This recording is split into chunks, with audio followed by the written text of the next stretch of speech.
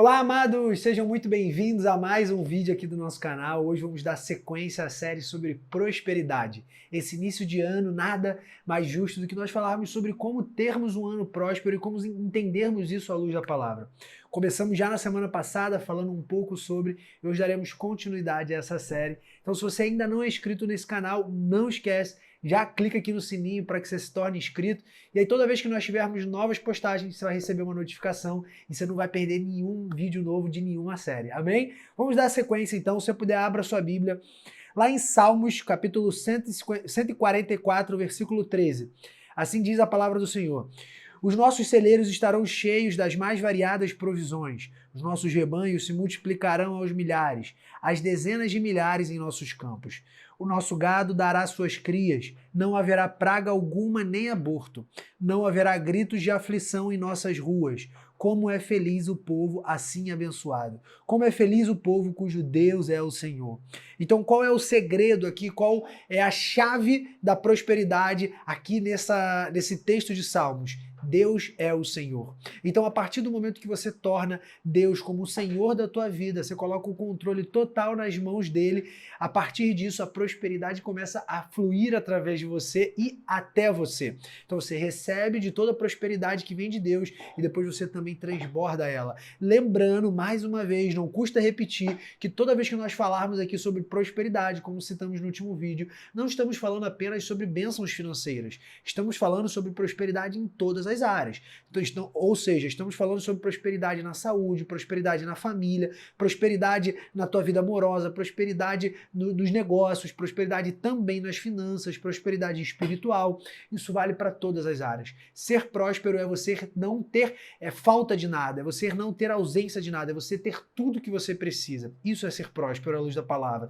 E para a gente entender um pouco mais, vamos agora para um outro texto muito famoso que fala sobre prosperidade, que é em Jeremias 29:11, onde a palavra do Senhor diz: porque sou eu quem conheço os planos que tenho para vocês, diz o Senhor, planos de fazê-los prosperar e não de causar dano, planos de dar a vocês esperança e um futuro. E então vocês clamarão a mim, virão orar a mim e eu os ouvirei. Vocês me procurarão e me acharão quando me procurarem de todo o coração. Então aqui tem duas chaves. Quais são essas? Primeira delas é que Deus tem um plano de nos fazer prosperar e não de causar dano. Então, na prática, o que nós precisamos fazer? Orar a Deus e pedir para que Ele nos dê o entendimento dos planos que Ele já tem para nós. Nós precisamos consagrar os nossos planos para Deus, como nós falamos no último vídeo do ano passado.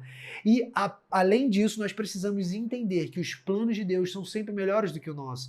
É como um filho de, por exemplo, 2, 3 anos, como o meu, que ele às vezes tem planos para a vida dele, ele tem planos ali, por menores que seja. E aí quando você chega numa fase ali de 10, 15 anos, você já começa a ter planos um pouco maiores. Quando você chega nos 20, você já começa a ter planos ainda maiores para a tua vida profissional, você começa a pensar em trabalho, começa a pensar em coisas um pouco além, coisas um pouco mais responsáveis, começa a pensar em família, em casamento e por aí vai.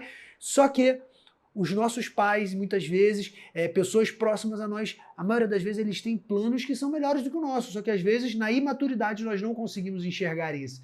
E por isso que às vezes nós metemos os pés pelas mãos. E é para isso que Deus nos ensina, que nós precisamos perguntar para Deus quais são os planos dele para a nossa vida. A maior sabedoria que está em prosperar é você aprender a dizer não para o que você quer e aprender a aceitar e dizer sim para o que Deus quer para você. É ter a maturidade de saber orar pedindo: Deus, frustra os meus planos que não são os teus planos, Senhor, mas abre o meu coração para que eu entenda o valor dos teus planos na minha vida, para que eu possa trilhar os teus caminhos e não os meus, Pai, para que eu seja um filho obediente e que eu trilhe os caminhos que o Senhor já tem para mim desde o ventre da minha mãe. Isso é uma das maiores sabedorias que existe na prosperidade divina. E além disso, nós precisamos entender uma segunda chave que Jeremias nos deixa através desse texto, que é: quando procurarmos Deus de todo o nosso coração. Ou seja, a chave de entendermos os planos que Deus tem para nós, que são planos de nos fazer prosperar, é procurarmos Ele de todo o nosso coração. Ou seja, aqui a gente está falando sobre não apenas procurar Deus apenas pelo que Ele pode nos dar, mas sim procurar por quem Ele é. Procurar pelo abençoador e não pelas bênçãos. Quando nós entendemos esse princípio e buscamos Deus de todo o coração, a Bíblia nos garante que Ele nos responde, que Ele nos revela revela todos os planos que ele tem para nós e que ele nos protege. E essa é uma das maiores lições que nós podemos tirar sobre prosperar à luz da Bíblia. Mas agora, para a gente entender isso com um pouco mais de detalhes, vamos para um texto também muito conhecido que está em Provérbios, para entendermos um pouco sobre um animal que talvez pareça até estranho nós falarmos que nós vamos aprender sobre prosperidade com esse animal, mas é a formiga. Olha o que Deus nos revela através de Salomão sobre como podemos aprender com uma formiga, por exemplo. Vamos lá, Provérbios capítulo 6, versículo 6. Observe a formiga preguiçoso, reflita nos caminhos dela e seja sábio. Ela não tem chefe, nem supervisor, nem governante, e ainda assim armazena as suas provisões no verão e na época da colheita ajunta o seu alimento. Até quando você vai ficar deitado preguiçoso? Quando se levantará de seu sono? Aqui a Bíblia nos ensina como que um animal simples e pequeno para o nosso tamanho, por exemplo, é capaz de ter a disciplina de se juntar em tribos e juntos eles produzirem, cada um produz uma coisa, cada um faz uma coisa de uma maneira organizada, de uma maneira disciplinada e entendendo os tempos onde eles precisam trabalhar e produzir mais e armazenar, e entendendo os tempos de quando eles precisam simplesmente se reclusar, eles precisam ficar reclusos ali por conta do inverno, por exemplo. Então, entender os tempos de Deus é uma das maiores habilidades de alguém que caminha com Deus, porque quando você está junto do teu pai, o teu pai te fala, ó, filho, agora é a hora, vai para cima, produz. Ó, filho, agora fica um pouco mais tranquilo que agora vai vir um momento mais difícil, então agora é a hora de você usar aquilo que você armazenou durante aquele tempo que eu te provi, que eu te falei, por exemplo. E isso, às vezes, em alguns momentos da vida, e até mesmo se a gente olhar para algumas histórias bíblicas, isso pode até parecer antagônico. Por quê? Pensa, por exemplo, no povo quando estava lá no deserto, na época do maná. Naquela época, o povo não podia, e inclusive ele tinha uma ordem para que eles não armazenassem nada. Naquela época, Deus instruiu o povo através de Moisés para que durante o deserto eles recebessem o maná, um pedaço de pão e carne que caía dos céus, e eles se alimentavam, só que Deus orientava o povo a não guardar nada para o dia seguinte. Ou seja, naquele tempo existia uma provisão específica que era simplesmente para aquele dia. Se eles tentassem guardar para o dia seguinte, a Bíblia diz que aquela comida apodrecia. Então existem bênçãos, existem provisões nas nossas vidas que são para tempos específicos. Mas quando nós entendemos o tempo que Deus tem para nós e quando nós rompemos esse tempo, nós passamos a entender que a partir desse momento nós precisamos guardar quando necessário. Por exemplo, quando esse povo passou por 40 anos no deserto, eles não podiam guardar nada. Mas quando eles entraram na terra prometida em Canaã, a partir daquele momento, sim, eles tinham que ter a sabedoria de guardar no tempo certo, porque eles passaram a enfrentar muitas guerras pela liderança de Josué, e se eles não tivessem a sabedoria, como a de uma formiga aqui, de guardar para o tempo que eles talvez estivessem mais escassez, eles não teriam o que comer.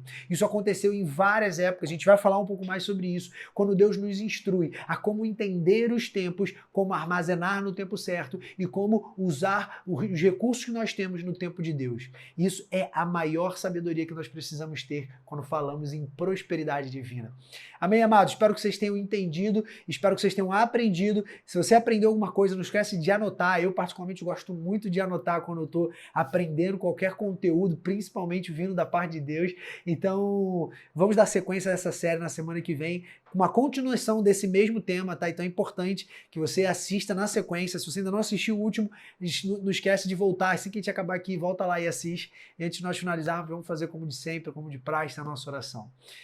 Pai, muito obrigado, Senhor, por esse vídeo, muito obrigado, Pai, por esse conteúdo, Pai, por essa ministração, obrigado, Senhor, por essa palavra, obrigado, Pai, por nos ensinar através da Tua palavra a como nós entendermos o tempo, Pai, que o Senhor tem para nós, o tempo de guardar, o tempo de armazenar, e o tempo, Pai, de trabalhar e produzir mais, e o tempo também de estarmos reclusos, de descansarmos, Pai, e principalmente, Pai, aprendendo isso com um simples animal como uma formiga, Pai, nos dê a capacidade, Pai, de administrar os nossos recursos e o nosso tempo e todas as áreas da nossa vida, como uma formiga, Pai, entendendo os tempos, entendendo o que o Senhor espera de nós para cada tempo. Nos ensina também, Pai, nos revela quais são os Teus planos para a nossa vida, para que nós possamos, Pai, adentrar nos Teus caminhos, estar dentro, Pai, dos Teus planos, para que possamos prosperar diante do que o Senhor quer para nós, Pai.